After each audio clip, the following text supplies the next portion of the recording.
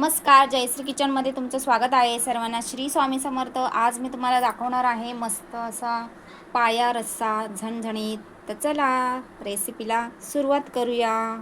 इथे वाटणसाठी लसूण, कांदा, खोबरं भाजून घेतलेलं आहे. 1 इंच आलं घेतलं, 1 मिरची हिरवी घेतले, कोथिंबीर घेतले मुठभर.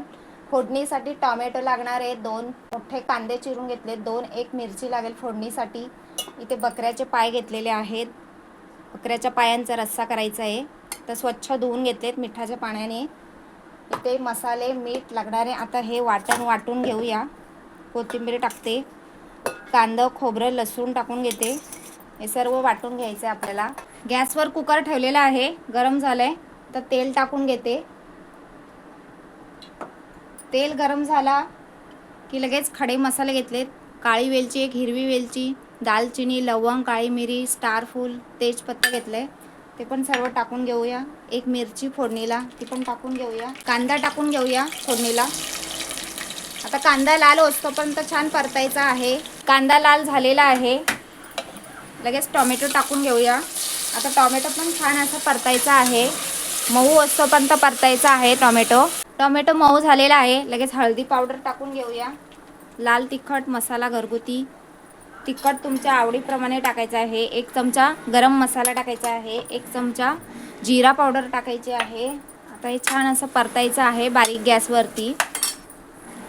थोडंसं पाणी टाकूया. आता छान परतायचं आहे 1 मिनिटभर. मसाला परतून झालेला आहे. लगेच वाटण टाकूया, वाटण केलेलं.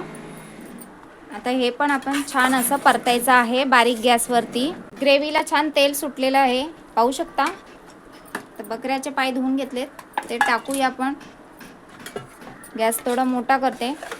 आता छान असं परतून घ्यायचं आहे. आता छान परतून झालेलं आहे, बघू शकता कसं मस्त रंग आलेला आहे ग्रेव्हीला. आता किती पाणी हवंय रस्सा तुम्हाला त्याप्रमाणे पाणी टाकायचं आहे. तर चवीनुसार मीठ टाकायचं आहे. मीठ टाकून घेते. आता चांगल्या 8 ते 9 शिट्या काढून घ्यायच्या कुकरच्या. पाया रस्सा बनून झालेला आहे, पाहू शकता. गॅस बंद केलेला आहे. आता सर्व करून घेऊया. पाया रस्सा बनून झालेला आहे, झणझणीत असा मस्त, पाहू शकता. कशी वाटली तुम्हाला पाया रस्स्याची रेसिपी? आवडली असेल तर लाईक करा, चॅनलला सबस्क्राईबर करा, शेअर करा. धन्यवाद.